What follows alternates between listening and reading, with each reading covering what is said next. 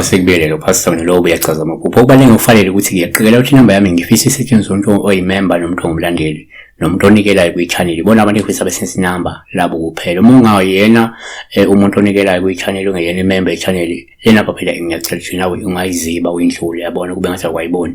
Ulalele nje iphupho kuphela. Asibheke la usake sena kancane sawubona phasa wena ngicela ukubuza la ngabe kuchazana ukuba ulusizo inkomo ecelo amakhizane. Ngiyabonga.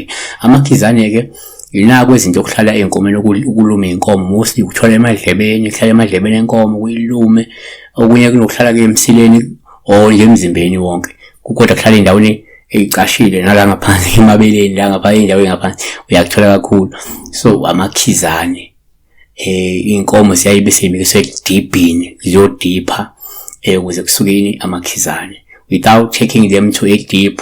Amakhizane amasuku isaze the only way a simple effective ukususa amakhizane kuyimikisa kuphi deep yabona ziyodithwa. So nalibisenza njalo emakhaya kodwa ke la ngoba ke uyakuphupha kuyiphupho. So one ngokwesinto uma ngenze ukuphupha inkomo kuwuphawu ngaba ulubumazi namakhizane ngoba lokusho ukuthi ke ngenzeka kunabantu abangasekho obandlula emhlabeni bengazange bekhumelana nomlotha besaphila yabona. So umunye ngabe seyibeka kanje nathi ke 2 kwesinye isikhathi uma uphupha ke inkomo kuwuphawu ubumazi namakhizane lokusho ukuthi ngenzeka kudingeka inhlambuluko yezidalwa bese nizigeza nizihlambulula ngoba zingcolile yabona.